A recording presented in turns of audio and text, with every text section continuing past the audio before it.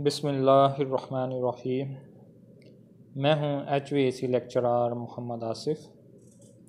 मेरे lecture HVAC field के बारे में होते हैं। जैसा कि आप तमाम दोस्तों को बखूबी इल्म है कि मेरे लेक्चर उर्दू ज़बान में होते हैं, जो कि आपको बहुत बआसानी समझ आ जाते हैं। तो प्यारे दोस्तों, आज का लेक्चर है रेफ्रिजरेशन सिस्टम का एक हिस्सा होता है, अहम तरीन हिस्सा होता है, जिसको हम कंप्रेसर कहते हैं। कंप्रेसर के बारे में और कंप्रेसर की टाइप के बारे में हम पढ़ेंगे। तो प्यारे दोस्तों, ये कंप्रेशन सिस्टम में रेफ्रिजरेशन साइकिल का अहम तरीन हिस्सा होता है।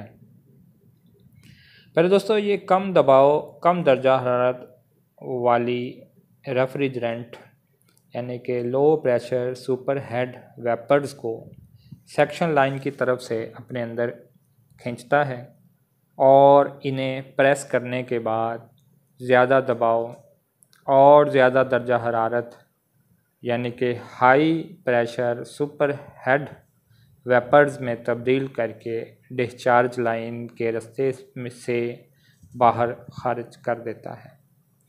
पहले दोस्तों, बनावट के लिहाज से कंप्रेसर बुनियादी तौर पर 5 इकसाम के होते हैं। Number 1 reciprocating type compressor. फिर दोस्तों नंबर 2 पे है रोटरी टाइप कंप्रेसर, और नंबर 3 सेंट्रीफ्यूगल टाइप कंप्रेसर, और नंबर 4 स्क्रू टाइप कंप्रेसर, और नंबर 5 पे है डायाफ्राम टाइप कंप्रेसर। जी दोस्तों, आज के लेक्चर में आपको कंप्रेसर की इकसाम के बारे में इल्म हो गया होगा।